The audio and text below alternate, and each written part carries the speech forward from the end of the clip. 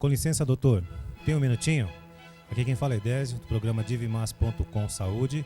Lembrando que temos na nossa formulação entrevistas, notícias, normalmente ligadas à saúde, farmacogenética, assuntos afins. Temos também como indicações, temos as indicações dos nossos público-alvo, né, que no caso são médicos, são assistentes sociais, psicólogos, pessoal de laboratórios. E lembrando que a posologia toda quarta às 20 horas e com reprise toda terça seguinte às 23 horas, aqui em www.tvcinec.com.br, apresentado por mim, Edésio Pires. Lembrando que estamos nas redes sociais, Facebook e LinkedIn, como divimas.com, no Twitter, @divimas1, e em breve no Instagram e colocando nossos vídeos no YouTube também.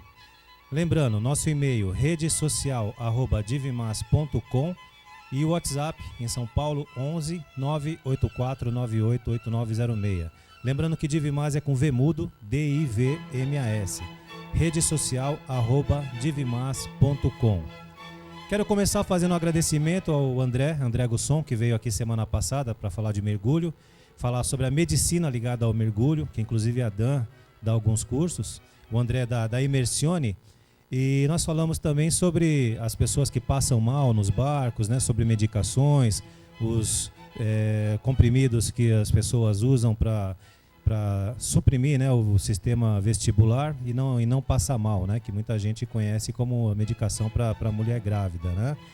E o André, ele fez aqui na semana passada uma proposta muito bacana, que vai levar um grupo de 10 pessoas que são aqui nossos parceiros, num curso na Imersione, onde o pessoal vai conhecer mais sobre o mergulho e depois vai fazer um mergulho na própria piscina da sua escola, a Imersione ali no Paraíso, credenciando essas pessoas também para dar um seguimento nessa caminhada aí. E eu posso garantir que mergulho é uma coisa muito legal.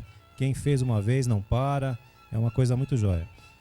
Agradecer o pessoal da ANAP. Estivemos lá também numa palestra da Nunes Sawaya, falando aí com o Bruno Matsumoto e também com a Tereza Gutierrez, a judicialização como consequência de práticas abusivas no setor de OPME, ok? Órteses, próteses, materiais especiais. Nós tivemos no começo do ano uma matéria, né, na Rede Globo, no Fantástico, falando sobre próteses, né? E muita coisa mudou de lá para cá. Antigamente era feita de uma maneira e hoje mudou, as coisas estão mais controladas. Por outro lado, a Nunes Sawaya também comenta sobre a judicialização e o protecionismo em alguns casos, porque os hospitais, é lógico, eles querem economizar, mas também não querem deixar de fazer o seu trabalho de forma efetiva. Então a gente vê em muitos casos aí algumas pessoas que entram na justiça, né, e depois um juiz que talvez não tenha tanto conhecimento médico acaba dando um veredito, né? Então vai ser uma coisa bem bacana que eles vão vir falar aqui, pessoal da Nunes Sawaya, eles vão poder falar com muito mais propriedade do que eu estou falando agora, porque é um assunto bastante técnico, que envolve também você, seus parentes que precisam aí colocar uma prótese, né? Lembrando também que nós fomos essa semana na Nieto Cinetiner, num evento que o Rodrigo Pimenta participou com a gente, né, o sommelier Rodrigo Pimenta, e tivemos convidados também da área médica, tivemos convidados de hospitais, entre eles tivemos o Rubens Lemos, tivemos também o Robson, que está vendo com a gente, ele trabalha com transportes e logística reversa de medicamentos, a Giovana Bonetti e a Rafaela, que vieram representando o Hospital Oswaldo Cruz, o Frederico, que é importador, a gente está conversando também, vendo possibilidades de baixar custos, normalmente em princípio ativo. Dr. Maximiliano Morcelli, da clínica Max Corpus, também esteve com a gente. Doutora Juliana, César, e tivemos também a Aline, da ANAP, participando. Então, queria agradecer a todo esse pessoal. Foi muito legal esse jantar. Quando a gente tiver aqui oportunidade de pôr fotos, vídeos, a gente vai colocar. Dando um segmento aqui, na sexta-feira passada também participamos de uma reunião na Life Farmacogenética, falando com o Dr. Mário, com o Alípio Abrúcio, e continua aquele projeto, né? A tendência de queda dos testes farmacogenéticos, né? Queda de preço, né? Porque cada dia mais os psiquiatras, os neuros, nessa linha de ansiolíticos têm indicado o teste farmacogenético, então o preço tem caído, isso tem favorecido, hoje já existe parcelamento também nos testes farmacogenéticos, tem ajudado aí bastante nossos pacientes. Gostaria de deixar, a gente sempre anuncia, né, o e-mail redesocial@divimas.com e o WhatsApp 11 98498 8906. E veio uma pergunta do Rio aqui, do Ian Veneziano, falando se existe a farmacogenética na nutrição. Peguei essa pergunta agora à tarde, vou encaminhar para a gente ter já semana que vem a resposta para mandar para você, tá, Ian? E achamos inclusive muito interessante. A Rebeca, de Belém do Pará, Rebeca Compasso, ela comenta também o seguinte: semana passada ela mandou um WhatsApp para a gente acabou não tendo tempo de ler. Ela comenta sobre um novo medicamento para o tratamento de Alzheimer, tá? A gente já tá sabendo, só que sim, esse medicamento ele não pode ainda ser comercializado. Ele, apesar de já existir, ter inclusive uma marca comercial, ele ainda continua em estudo. Então, a gente, na medida do possível, também semana que vem fala sobre isso, tá, Rebeca? E tivemos aqui o João Antônio é de Minas Gerais, perguntando sobre psicopedagogia. A Lei Bernardo, né, que é a famosa Lei da Palmada, ela foi aprovada. E isso está causando muita polêmica. Então pedi para perguntar para a doutora Márcia Santos, que esteve aqui, o que ela acha a respeito disso. Nós inclusive ligamos já para ela e eu vou passar para vocês. Bom, eu particularmente vou dar minha opinião. Eu tomei umas palmadas também, estou aqui inteiro, mas o difícil é você ter uma noção da diferença de um limite, né, do que você pode fazer ou não. Então ela falou que o ideal, segundo sua opinião, é sempre conversar. E eu ainda falei, poxa, mas e se a criança te enfrentar? Se a criança ela não te obedecer, vai, conversa de novo, vai, fala, até você mostrar que essa criança está errada, ok? Então, da nossa parte de agradecimentos é esse, o pessoal que mandou o contato é esse também. E eu vou falar hoje aqui um assunto muito interessante, eu vou falar com a Arlete Lima, ela é assistente social, está aqui para conversar hoje com a gente sobre o seu trabalho. Ela que trabalha há um bom tempo com isso, né? Vou perguntar agora, porque a minha memória, preciso tomar um memorial para lembrar, ela já me falou, mas eu não lembro. E eu vou bater um papo com ela aqui agora. Tudo bem? Graças a Deus. Por favor, fica à vontade. Vamos lá. Bom, você trabalha como assistente social, né? Mas eu queria primeiro saber assim, um pouquinho sobre você mesmo, para as pessoas que estão em casa te conhecer melhor. Você é de onde? Você é aqui de São Paulo, né, também? Sim. É de São Paulo, só pedir para isso. Sim. Então, eu sou casada, né, há 11 anos, ainda não tenho filhos. Cursei o serviço social e me formei em 2012. De lá para cá eu fiz um aprimoramento profissional na área hospitalar. E hoje eu trabalho com uma equipe de apoio, né, multiprofissional, que oferece apoio às UBS, né, aos postos de saúde. Tá, tem que estar sempre estudando, não tem jeito, né? Sim, sempre estudando. Inclusive, estou cursando hoje pós em terapia familiar sistêmica. E a gente não para, né? Sempre, se não fazendo uma pós-graduação, fazendo cursos de extensão. Essa, inclusive, está dentro também do nosso Código de Ética Profissional, né, do Serviço Social, a qualificação contínua, né, que é muito importante para a qualificação também do nosso trabalho. Oh, isso é interessante. Eu vou te perguntar em relação ao trabalho em si do assistente social, né? Porque muita gente tem a impressão que é aquela pessoa que eu vou reclamar ou pedir alguma coisa, né? Sim. Então eu vejo assistente social, você conversa com alguém num hospital, no posto de saúde, ou seja lá onde for. Poxa, eu preciso isso, vai lá conversar com o assistente social. É desse jeito? Como que é o trabalho do assistente social? A moça boazinha que dá a cesta básica. Tem umas que não são tão boazinhas também, não. Né? Então, o serviço social, né, o profissional do serviço social trabalha, né, em defesa da população, em defesa dos direitos intransigentes dos direitos humanos, né? Então trabalha assim muito embasado nas políticas públicas e trabalha oferecendo esse acesso que muita população, né, muitas vezes não tem acesso à informação, né, não tem conhecimento dos seus direitos, né? Então o serviço social entra nessa questão. Né, primeiro, levar essa informação que muitas vezes não chega, principalmente nas comunidades, na população mais vulnerável, né, vulnerável socialmente falando.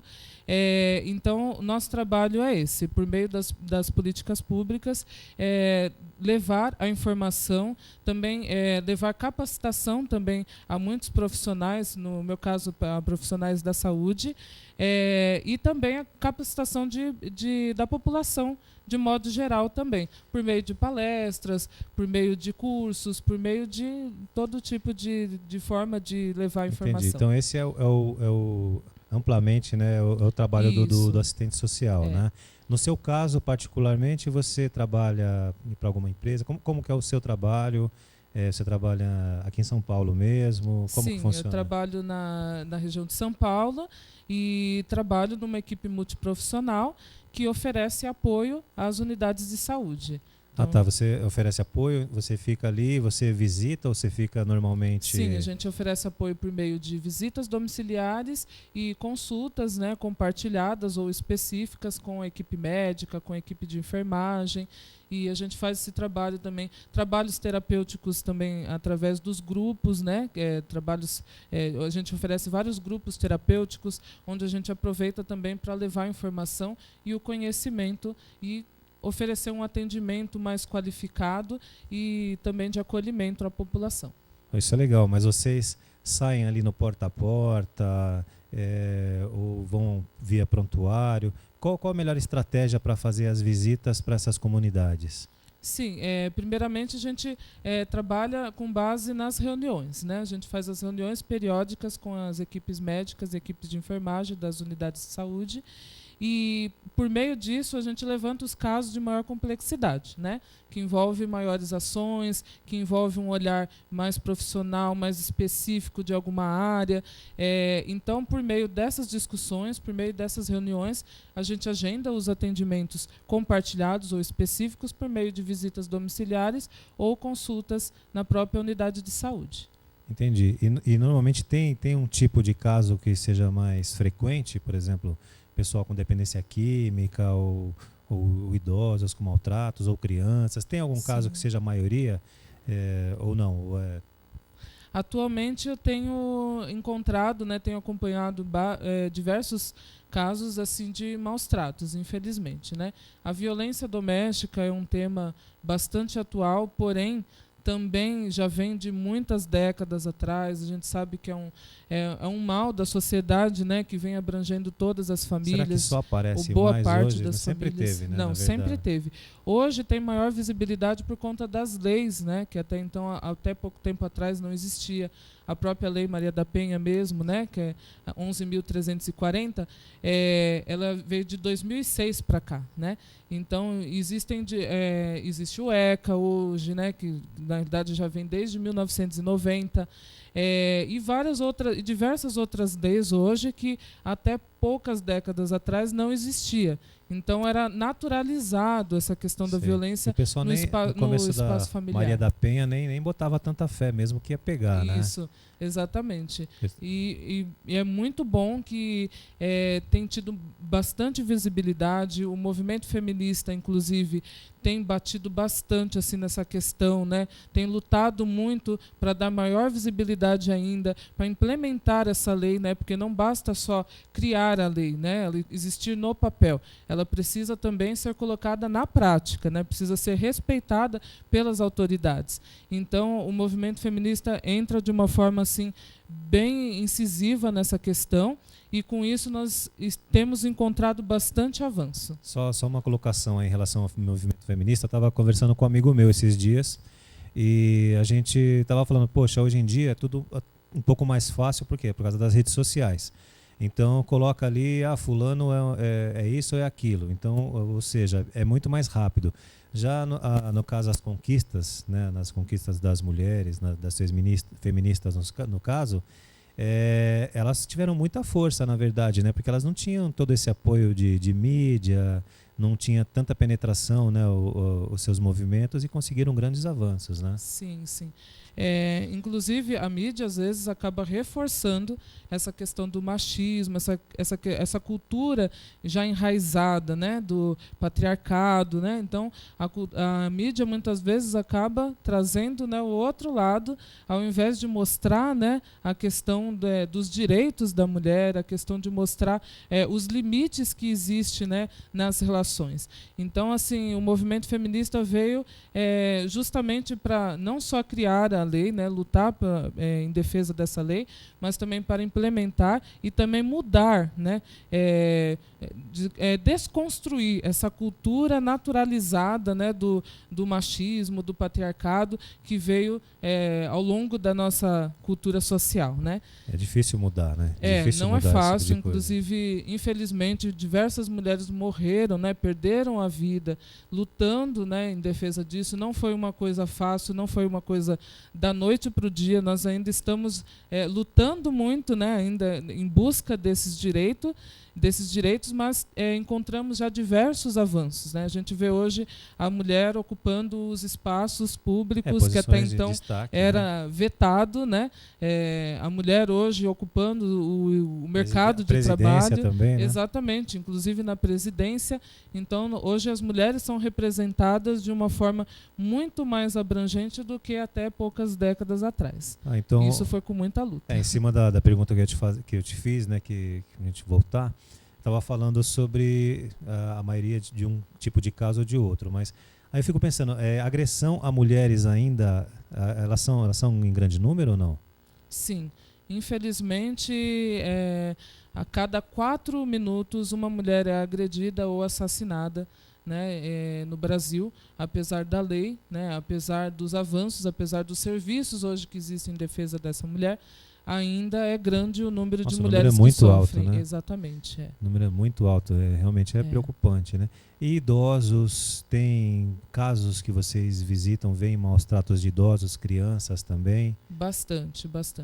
Hoje encontra-se muitos idosos, né, abandonados literalmente, né, pela família, porque os filhos se casam, né, têm os seus filhos e vão viver a sua vida, e muitas esquecem vezes, que vão ficar idosos. exatamente, também, né? Esquecem que vão ficar idosos e que os filhos deles estão assistindo, né, esse comportamento, e os filhos tendem a reproduzir exatamente o que vê através dos pais, né, que fica muito mais marcante a educação que é posta do que a que é falada. Sim, o exemplo, né? O exemplo você dá é o que normalmente a criança vai seguir, né? Exatamente. Porque se você falar uma coisa e tiver outro tipo de atitude, fala, poxa, a pessoa fala uma coisa, faz outra, então você já começa a perder o respeito, né? Repreende o filho quando fala um palavrão, mas ele sai falando palavrão. Fala. Eu não admito que você fume um cigarro, mas ele fuma. Né? Então, assim, a gente vê, inclusive, não admite que o filho grite, mas ele só educa naquela base da gritaria, né? Da violência. Então, é isso que ele está ensinando para aquele filho. E ele esquece que aquele filho, que é uma criança hoje, amanhã, né, ele vai ser um adulto e que ele vai ser um idoso como o pai, né, hoje, que ele abandona. Se conseguir chegar a uma idade, né, se conseguir. Exatamente. É verdade. Então, a gente sabe que hoje os idosos, eles não têm, assim, hoje existe uma maior expectativa de vida, as pessoas vivem por mais tempo, porém, economicamente, a gente sabe que as pessoas, a maioria delas, não tem grandes recursos e muitas vezes são dependentes dos filhos, né? Sim, e isso ajuda também, no caso, alguns comportamentos de maus tratos e de falta de denúncia também, ou não? Você acha que isso interfere? O fato do idoso depender financeiramente do filho, do neto, do sobrinho? Com certeza, com certeza. Inclusive, a gente estava falando aqui da violência contra a mulher, né, que é um dos principais motivos também, que muitas vezes impede, né, que essa mulher saia daquela situação de violência, a dependência econômica do marido. A mesma coisa os idosos, né? Muitos idosos hoje, ainda mais hoje, né, cada vez está mais difícil a questão da aposentadoria, principalmente as mulheres, né, que dedicam a vida à casa, aos filhos, então dificilmente às vezes tem um trabalho, né, remunerado, com carteira assinada, e isso dificulta para quando ela atinge a idade adulta, para ela, no caso, se aposentar, para ela receber um benefício previdenciário. Então ela fica dependente economicamente daquele filho, daquele neto, e que muitas vezes ela não é assistida. E tem o outro lado também, né? Tem o idoso que tem a sua aposentadoria, que recebe seu benefício previdenciário e, por conta disso, é vítima também dos filhos e dos netos, que acabam se beneficiando indevidamente daquele benefício, daquela aposentadoria, em benefício próprio, e acaba deixando desassistido esses idosos. Então, não necessariamente aquele idoso ele é dependente economicamente do filho. Tem as duas situações. Tem o caso que ele tem a renda, né, às vezes até recebe um aluguel de uma casa, de uma propriedade, por exemplo, só que aí a família toda quer administrar, mas ninguém quer cuidar. Aí fica difícil, né? Exatamente. Inclusive, teve um caso agora recente que a filha bateu na mãe porque a mãe negou dar dinheiro, né? Uhum. E essa filha, ela guarda o carro na vaga da casa da mãe. A mãe, quando vê a filha chegando, já tranca a casa toda, né? Mas as irmãs entraram com processo, então, quer dizer, isso só gera dor de cabeça, na verdade, né? Só vai gerar dor de cabeça, só vai atrapalhar a vida dessa pessoa, né? Isso também é bastante comum na questão da dependência química, né? Porque muitos filhos, muitos netos, né, acabam também agredindo esse pai, né, esse idoso, por conta de retirar dinheiro deles para sustentar o próprio vício. Inclusive, a gente vê muito roubo. A palavra é roubo, né? Bujão de gás, uma coisinha ou outra que talvez o pai, o irmão vá perceber só depois de algum tempo, né? Furto, né? São pequenos furtos. Os pequenos furtos dentro de casa para poder manter o vício, né? E hoje em dia tá muito disseminado, né? Infelizmente o uso de drogas, grande parte das famílias só tem aumentado. Então a gente vê que a partir do momento que essa pessoa se torna um dependente, e acaba achando que em casa tem uma obrigação de ajudá-lo de alguma maneira, né? E acaba maltratando pai, mãe, irmão.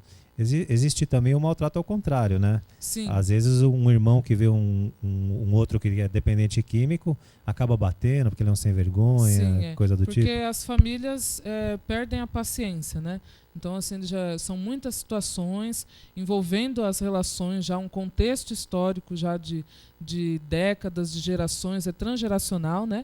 Então, assim, as famílias muitas vezes perdem a calma, perdem o controle e numa tentativa desesperada, né, de tirar aquela pessoa da dependência, muitas vezes acaba cometendo uma outra violência e revitimizando a pessoa que é dependente químico. Não entende que aquela pessoa ela sofre de uma doença, que ela é dependente, que ela não consegue muitas vezes ter controle sobre as próprias ações, sobre as próprias atitudes, e a família acaba reforçando essa questão da violência, ao invés de apoiar, né, ao invés de ter aquele olhar acolhedor, muitas vezes acaba reforçando e reproduzindo essa violência. É que falta todo tipo de informação também, né? A gente sabe que você ter uma pessoa assim sob o mesmo teto é uma situação muito difícil, né?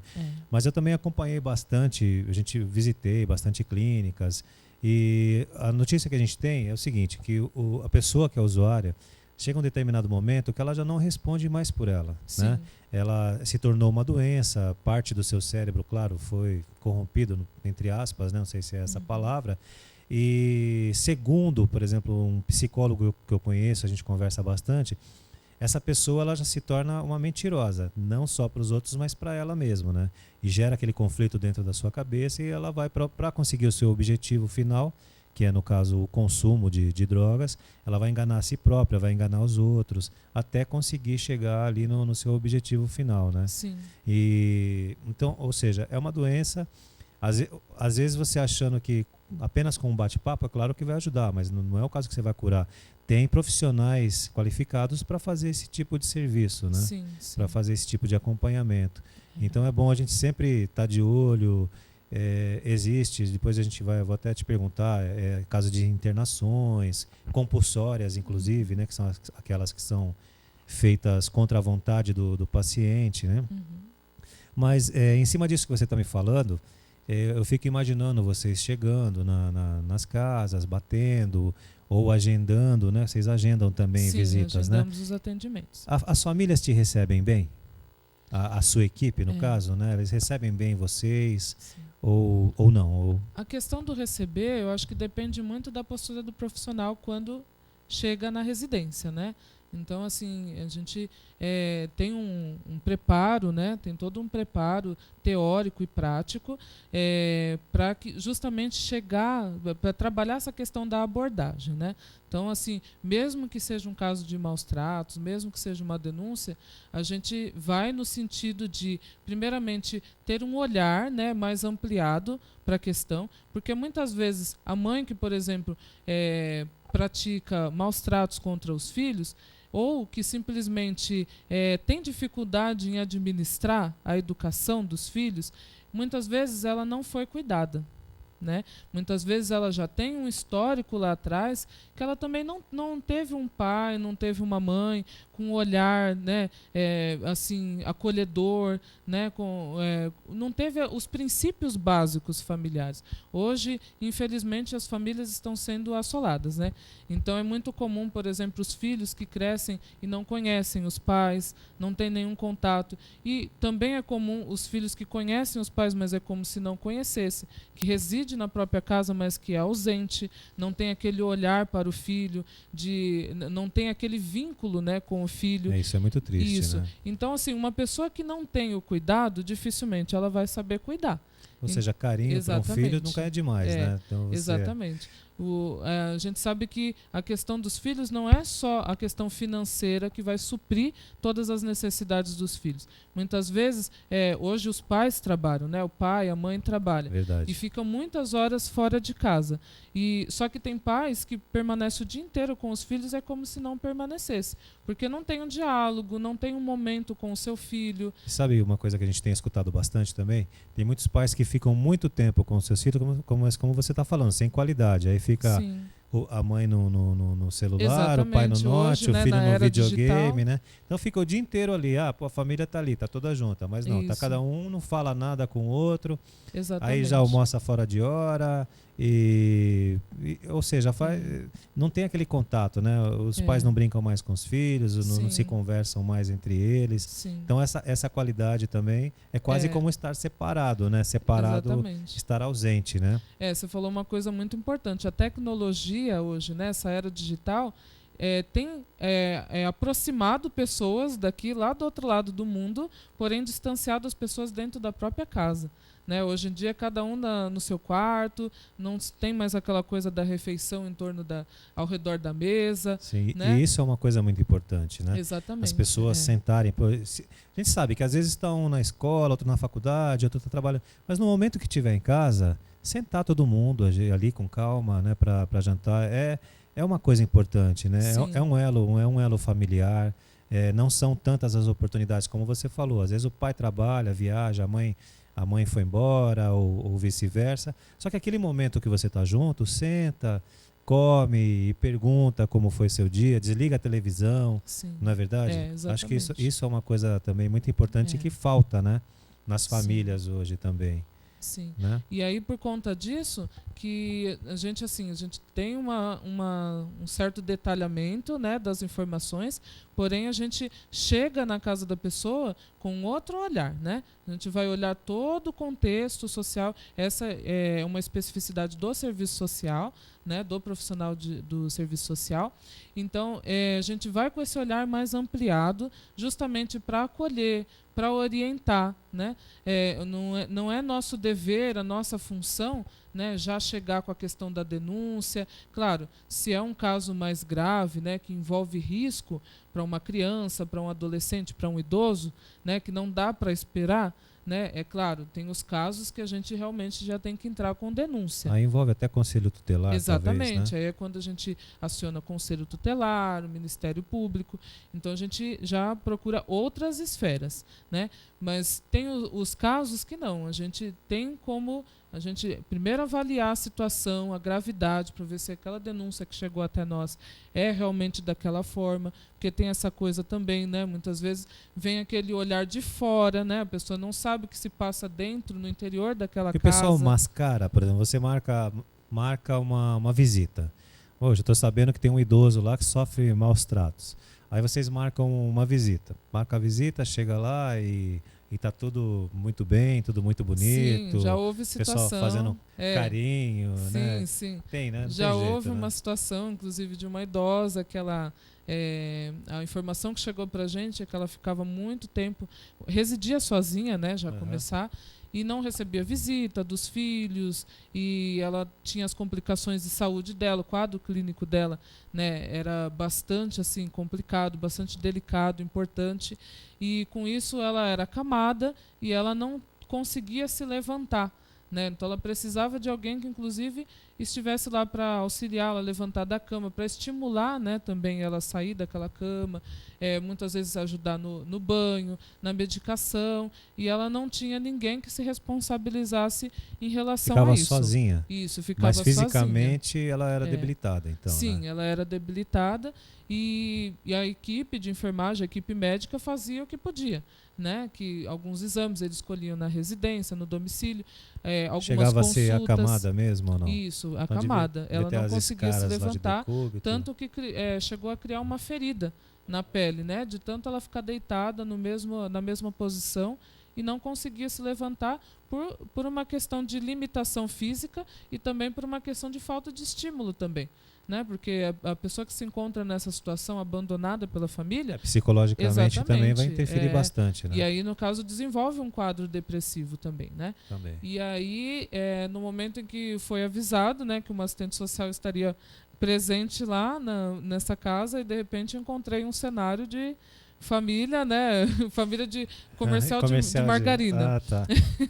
e aí, de repente, estavam os filhos nessa residência, estavam os netos, a filha lá. Eu tô imaginando a cena aqui, eu tô até achando. Lavando a roupa, a senhora estava muito bem cuidada, né? Muito bem limpinha. Então, assim, o nosso trabalho também costuma provocar essas reações.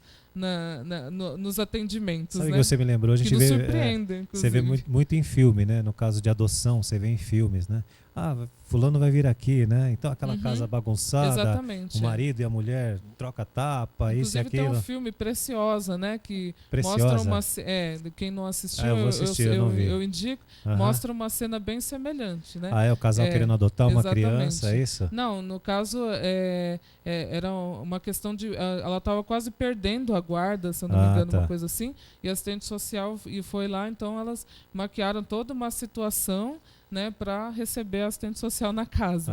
Né? Fica a dica, Preciosa o nome do filme, isso. né? E é importante também reforçar que a assistente social, quando vai na casa, né, da pessoa, quando vai atender uma denúncia, não vai no sentido de tirar os filhos de ninguém, né? Porque muitas vezes a mídia acaba passando de uma forma... Isso é importante, o que você vai falar agora errada. É muito importante. Exatamente. Então, fica como que se a assistente social veio na minha casa e tirou o meu filho. Aquela víbora vai vir aqui. A assistente social fechou a ONG.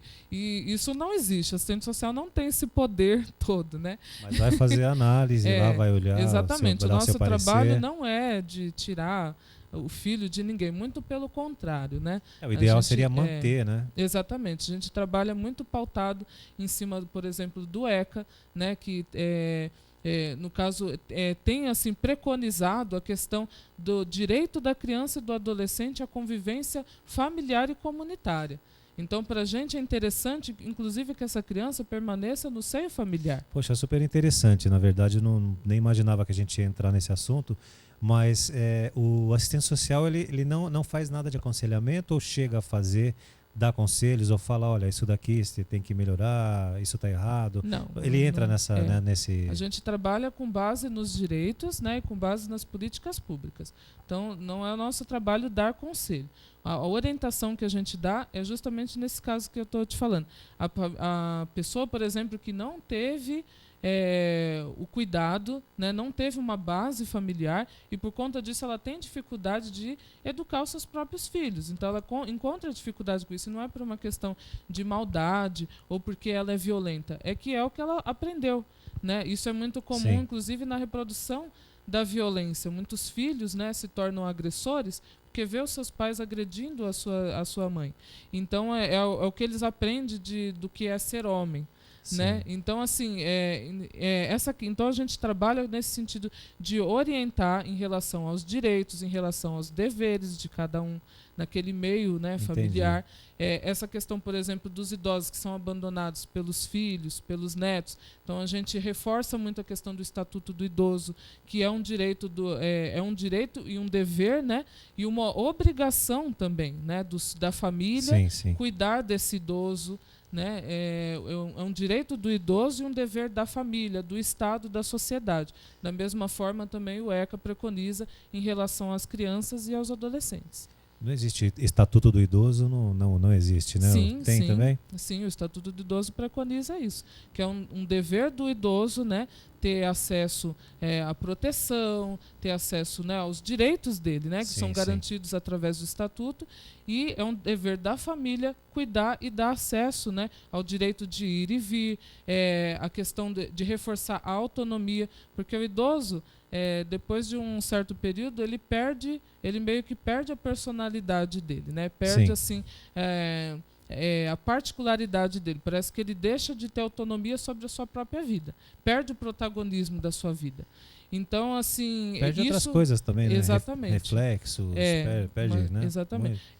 Exceto assim os idosos, né, que já têm um comprometimento neurológico, por exemplo, não pode sair sozinho. A questão, por exemplo, da esquizofrenia, a questão, por exemplo, do Alzheimer, né, que tem acometido muitos idosos, exceto esses idosos que têm uma certa confusão mental ou um comprometimento neurológico, psíquico, né, até que impede de sair sozinho na rua, de tomar certas decisões, exceto nesses casos, o idoso, né, que assim tem uma certa lucidez, né, que tem uma clareza, né, de raciocínio neurológico, não tem nenhuma questão, né, que impeça dele tomar decisões, dele sair sozinho, ele tem esse direito e muitas vezes é negado pela própria família.